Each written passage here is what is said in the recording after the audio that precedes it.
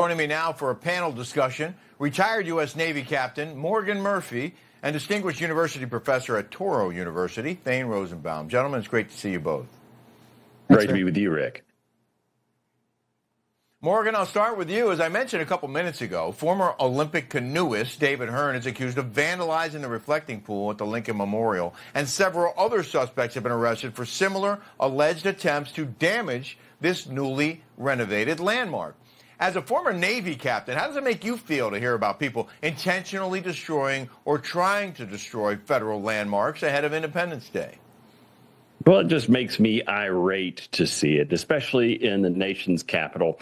You know, I lived through the summer of 2020 when I was press secretary for the Secretary of Defense, and Washington looked like a hurricane was going to hit it. It was a hot summer, a lot like this one, and every business was boarded up. And the destruction, there was nothing sacred. The Washington Monument was defaced. The Jefferson Memorial was defaced. The World War II Memorial, and in particular, those African Americans who served in World War II, that monument was defaced in the middle of BLM. So violence and graffiti have really no end with these radicals in our capital. That was a really rough summer for a lot of cities, including Washington. Thane, Iran is gearing up for the massive public funeral for the late Supreme Leader Ayatollah Ali Khamenei. Iran already warned the U.S. and Israel not to conduct any attacks in the coming days. Is the Islamic regime propping up their fallen leader as a martyr? And should we worry about this being a rallying cry for potential attacks on American interests here in the near future? Rick, it is a rallying cry. I mean, I don't even know why we've acknowledged a ceasefire during this period of time. Have you watched what their promotions are? This is not a nation in mourning. This is a pep rally to energize the Iranian people. They're using words like, again, death to America. They're showing images of the fallen Khamenei, their supreme leader, with a fist, right? A fist and ballistic missiles behind him. What kind of message is that to your people? Is that a message of mourning and regret and remorse and reflection on how we got to this place? Or are we going to use this as a pep rally to say we are not going to be dictated the terms by Zionist enemies and America enemies? We are going back to death to America, death to the great Satan. And so I don't understand. These are not people that respect other people's memorializations. You know, they attacked Israel on Yom Kippur, the 5 Arab countries on Yom Kippur. So I don't, if you're going to say death to America while you're burying your supreme leader, then we're ready to fly over you one more time. Well, let's make that happen, Morgan. Thane. But Morgan, President Trump and Israeli Prime Minister Benjamin Netanyahu spoke by phone today, and the two leaders agreed to meet in person again soon. We've heard some reports of some tension between them. Does this validate the strength of the alliance between the U.S. and Israel? Well, I think the president has been one of Israel's biggest supporters, starting with the Abraham Accords in his first term.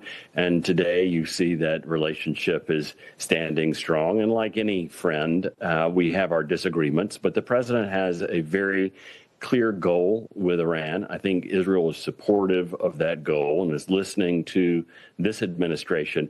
I mean, what an incredible team we have negotiating right now, with the vice president taking the lead, with Marco Rubio running point. It is, I think, the strongest foreign affairs team this country has seen in 20 years. Thane, why do you think Israel has gotten such a bad rap lately? You know, it's part of what we see on campuses and on public streets. You know, Israel is a white colonialist settler enterprise, and they fit into an anti-Western, anti-colonial narrative. You know, the oldest prejudice in the world is anti-Semitism, and we have masked it now as anti-Semitism, as anti-Zionism.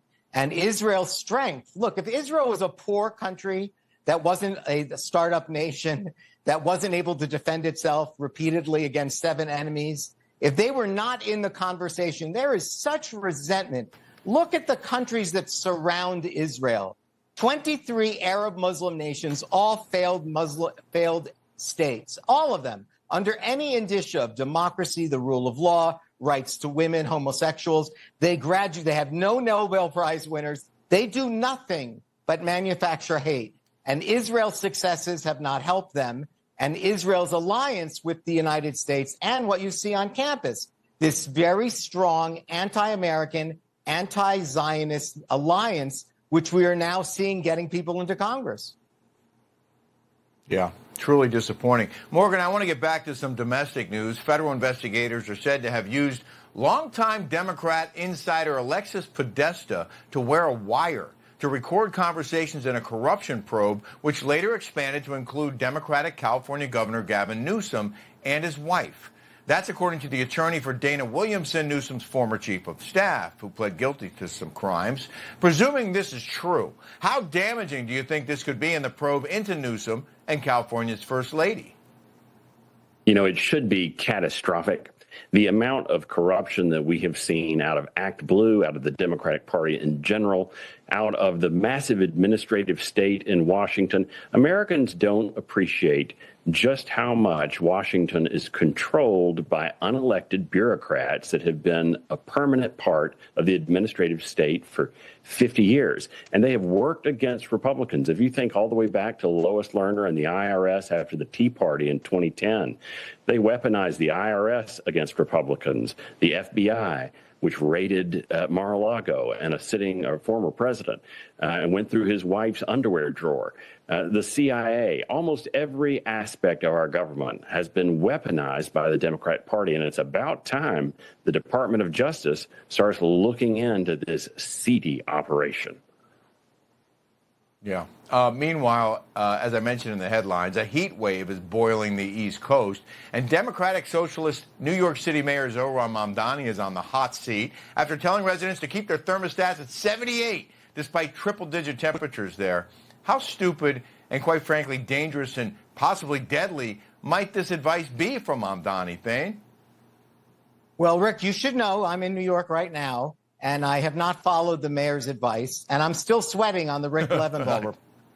It hasn't changed, even at this temperature. So I think I would be in trouble if I followed the mayor's advice. But I do think it's not a great statement for democratic socialism. What it's really saying is welcome to the world of socialism, where we put you in bread lines, where we have internets go down, where we have electricity shortages. This is what happens in countries all over the world where socialism has failed. So let's roll it out. We'll show you what it looks like. You're not going to be in cool environments. You're not going to be in a hot summer. Good luck to you in New York City. Yeah, socialism has never worked anywhere. And it's demonstrated time and time again. We're going to leave it there. Thane Rosenbaum and Captain Morgan, we appreciate both of you very much. I hope you have a great America's birthday. Thank you both.